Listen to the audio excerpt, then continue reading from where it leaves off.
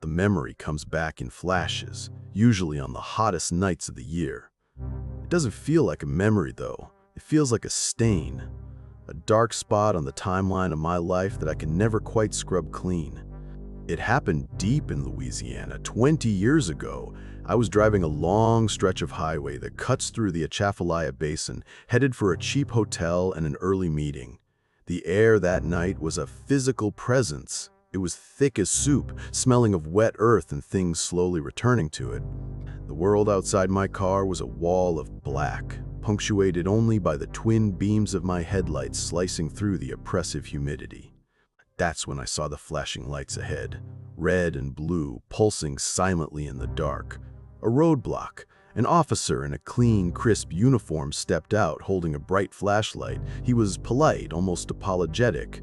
"Evening, sir. Sorry for the trouble. Accident up ahead. We're diverting traffic down the old Henderson Parish Road. It'll meet back with the highway in about 15 miles. It seemed official. It seemed reasonable. I trusted the uniform. I turned onto the parish road. The pavement quickly gave way to packed dirt and gravel. The dense canopy of cypress trees overhead swallowed the starlight, and my world shrank to the small, illuminated patch of road in front of me. The air grew even heavier, the buzz of a million insects, a constant, high-pitched hum. Then, a sudden, violent shudder. The car lurched to the right. A flat. Of course. I pulled over, the tires crunching on loose shells and dirt. I got out, and the heat hit me like a blanket. The silence, when I killed the engine, was profound, deeper than any quiet I'd ever known. I was fumbling with the spare tire in the trunk when headlights appeared behind me, growing steadily. A beat-up old pickup truck slowed and stopped. A man got out. He was older, with a kind, weathered face and a slow, easy way of moving. "Looks like you found some trouble," he said, his voice a low, gentle drawl. He introduced himself as a local, said he lived just a little ways down the road. His two children, a boy and a girl, sat ramrod straight in the passenger seat, their faces pale blurs in the darkness, watching me with wide, unblinking eyes. "That tire's shredded," he said, peering at it. "Look, my house is just up here. You can use the phone, call for a tow. It's no trouble." I was tired. I was hot. His offer felt like a lifeline. I hesitated for only a second before agreeing. He told me to lock up my car. "Things have a way of disappearing out here," he chuckled. His house was set back from the road, almost hidden by weeping Spanish moss. It was small and impossibly clean inside. Too clean. There was no dust, no clutter, just a few pieces of simple wooden furniture. On the mantelpiece sat a collection of small, crudely carved wooden birds. He offered me a glass of water. As I drank, he started talking. He talked about the swamp, which he called the Cypress Queen. He said she was beautiful but demanding. He said sometimes travelers get lost. Sometimes the queen asks for a favor, a toll. "She doesn't like folks just passing through without offering a little something," he said, his friendly smile never wavering. His children stood by the doorway, silent sentinels. A cold dread began to seep into my bones, chilling me despite the suffocating heat. "What kind of toll?" I asked, my own voice sounding thin. He leaned forward, his eyes glinting. "Just a little piece of their journey. A memory, a souvenir, you could say." He nodded toward the window, which looked out onto a dark, cluttered yard I hadn't noticed before. In the faint moonlight, I could just make out shapes. Hubcaps from a dozen different cars, a single faded suitcase, a child's brightly colored sandal, and license plates from states all over the country nailed to the side of a shed like trophies. My blood ran cold. The flat tire, the officers with his crisp uniform, the detour. It wasn't a series of unfortunate events. It was a net. My mind raced. I couldn't overpower him. I couldn't outrun him in this swamp he knew so well. I had to think. "You know," I said, my heart hammering, "that officer you mentioned, he said he'd be making patrols down this road, just to make sure everyone who got diverted was okay." The man's smile tightened. Just for a second, the first crack in his calm facade, his eyes flickered toward the silent children. "I'd better get back to the car then," I said, standing up slowly. "Wouldn't want him to think there was a problem." For a long, terrible moment, nobody moved. The only sound was the drone of the insects outside. Then the man gave a slow nod. "You do that," he said, his voice flat. "Don't want to worry him." I walked out of that house, every nerve screaming. I didn't run. I walked back to my car, got in, and started the engine. I drove away on that shredded tire, the rim grinding and screeching against the gravel road, the sound tearing through the night. I didn't look back. I eventually found the highway again. At the first all-night gas station, under the sterile fluorescent lights, I finally felt a wave of shaky relief. It was over. As I was paying for a new tire, I reached into my pocket for my wallet. My fingers brushed against something small and hard that wasn't supposed to be there. I pulled it out. It was a small, crudely carved wooden bird. He never touched me. He never laid a hand on me. But in the quiet of that impossibly clean house, he had slipped it into my pocket. A souvenir, a favor for the Cypress Queen, a mark to say I had been there, a piece of the story that I would carry forever.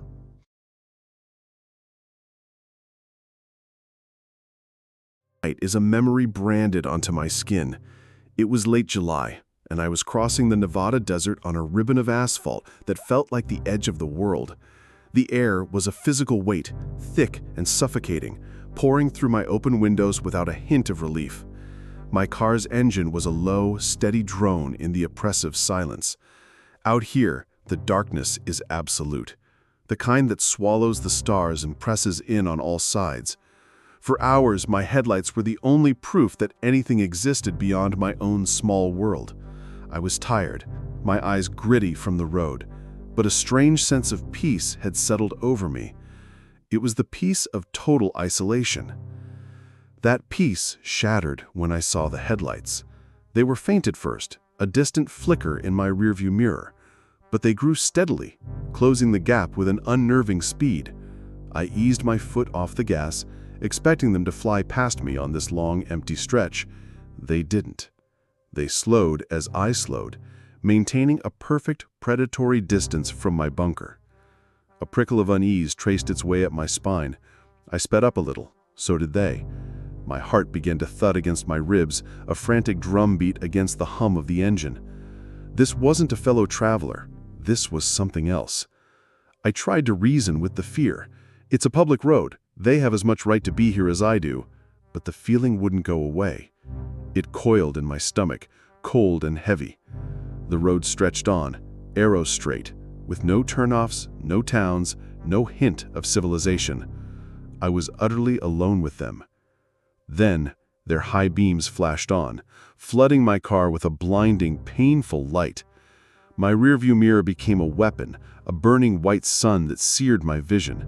I shielded my eyes with my hand, swerving slightly. Panic, sharp and metallic, flooded my mouth. I couldn't see the road ahead. I couldn't see anything but that light. Through a gap in my fingers, I saw a sign whip past. It was old and weathered, but I made out the words, "Rest stop, 1 mile." It was a lie. I knew this road. There was nothing for another 50 miles. But then I saw it. A faint, flickering yellow light off to the right, almost hidden by the sagebrush. It wasn't a rest stop, but it was something. I yanked the wheel, my tires screaming as they left the pavement for a dusty, unpaved track. The car behind me didn't hesitate, following me into the darkness. Their engine roared, a deep-throated sound that vibrated through the floor of my car. The chase was on. The building was a low, cinder-block structure that probably been a roadside market decades ago. Most of the windows were boarded up, and the flickering light I had seen was a single, bare bulb dangling over a doorway, swinging in a phantom breeze. It was my only hope. I slammed the car into park and ran, my feet sinking into the soft dirt. I threw myself at the door, expecting it to be locked, but it swung inward with a groan, plunging me into near total darkness. The air was thick with the smell of dust and decay. I had traded one trap for another. Behind me, I heard 2 car doors slam shut. I spun around, my back hitting the grimy interior wall. 2 tall shapes were silhouetted against the blinding headlights of their car. They moved slowly, deliberately, their footsteps crunching on the gravel outside. They weren't rushing. They didn't need to.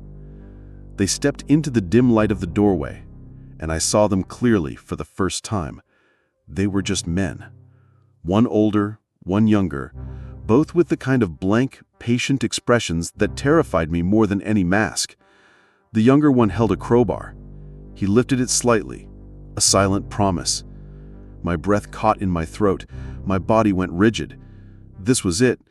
There was no sound but the frantic pounding of my own blood in my ears. I squeezed my eyes shut. Let her go. The voice was quiet, almost conversational. My eyes snapped open. A third person was getting out of their car. A woman. She was small and walked with a slight limp. She came to stand beside the two men, who looked at her with something like deference. She looked at me, her eyes lingering for a moment. There was no anger in them, no malice, nothing, just a profound weariness. She said, "We have the wrong car." She turned to the men. "Let's go." They didn't question her. The one with the crowbar lowered it to his side. They turned and walked back to their car as calmly as they had arrived. I stood there, frozen, unable to process what had just happened. They got in their car. The headlights clicked off, plunging the world back into an almost perfect blackness. The engine started, and they backed slowly onto the highway and drove away, heading east, disappearing into the night as if they had never been there at all. I didn't move for a long time. I eventually stumbled back to my car and locked the doors, my hands shaking too much to put the key in the ignition. I never told the police. What would I have said? That a car followed me? That some people made a mistake? I still drive that road sometimes, and every time I pass that abandoned market at mile marker 182, a cold dread washes over me. I think about that night, about the wrong car, and the question that has haunted my quietest moments for years is always the same. What did the right car look like?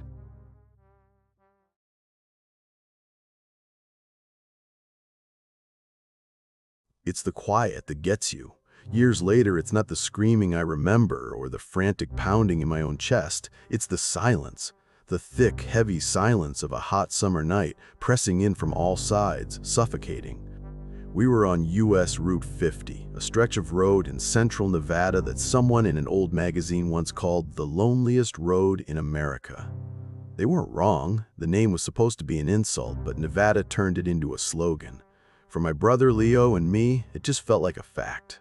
The sun had bled out across the horizon hours ago, leaving the sky a deep, bruised purple that was slowly filling with stars. The air, even after dark, was hot and sticky. It clung to your skin, making you feel like you were breathing through a wet cloth. Then, the car gave a final sputtering cough and died. We rolled onto the shoulder, the crunch of gravel, the last sound before the vast, empty silence of the Great Basin Desert took over. Leo tried the ignition. Once, twice, nothing. He wasn't the type to panic. He just leaned back, blew out a long breath, and looked at me. "Looks like we're sleeping under the stars, kid." I didn't want to sleep under the stars. Not out here. The world felt too big, too empty. On either side of the road, the sagebrush-covered plains stretched into an endless dark sea. An hour crawled by, then another. The only sound was the faint ticking of the cooling engine. That's when I heard it. A soft, rhythmic crunch. Someone was walking. Leo heard it too. He sat up straight, his hand instinctively going for the heavy flashlight in the door pocket. He clicked it on, sending a bright, nervous beam into the darkness. The crunching stopped. We held our breath. And then we saw him, a shape, standing in the middle of the road just beyond the reach of our headlights. He was just a silhouette, tall, thin, and perfectly still. "Hey!" Leo yelled, his voice sounding small against the immense quiet. "You need a hand?" The figure didn't move. It didn't speak. It just stood there, a black cutout against the star-dusted sky. A knot of pure, cold dread tightened in my stomach. "Leo, don't!" I whispered. "Just stay in the car." But that wasn't Leo. He was the kind of person who always stopped to help, who always believed the best of people. He opened his door. "Lock it behind me," he said, his voice a little too firm. He was scared too. I watched through the windshield, my heart hammering against my ribs as Leo walked toward the man on the road. The flashlight beam bobbed in front of him, a tiny spear of light in a world of darkness. He got closer. I could see him talking, gesturing at our dead car. The figure remained still. I saw Leo's shoulders relax, just a little. A wave of relief washed over me. Maybe it was just another traveler. Maybe he had a radio. Then, it happened. It was so fast, I almost missed it. The dark shape moved, lunging toward my brother. The flashlight clattered onto the asphalt, its beam now pointing uselessly at the sky. I saw a chaotic dance of shadows, a struggle. I screamed, but the sound was swallowed by the desert. My hands, slick with sweat, fumbled for the door lock. I scrambled over the console into the driver's seat. The keys, they were still in the ignition. I turned the key. The engine groaned, a weak, pathetic sound, but it didn't catch. I tried again. Nothing. A shadow fell over the driver's side window. He was here. I squeezed my eyes shut, waiting for the sound of shattering glass, but it never came. I opened them slowly. The man was just standing there, looking at me. His face was a blur of shadows, hidden by the brim of a dark hat. He lifted a hand, and my breath caught in my throat. But he wasn't holding a weapon. He was holding a small, silver object. He dangled it from his fingertips right in front of the glass. It was a distributor cap. Our distributor cap. He had disabled our car. He had planned this.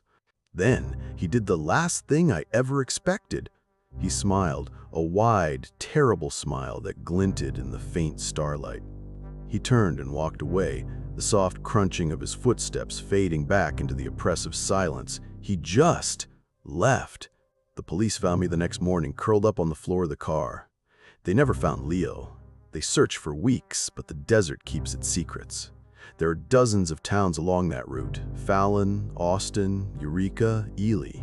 He could have gone anywhere. Sometimes, late at night, when the house is quiet, I can still feel it, that vast, empty silence. And I see that glinting smile in the dark. He's still out there, on the loneliest road, just waiting for the next car to stop.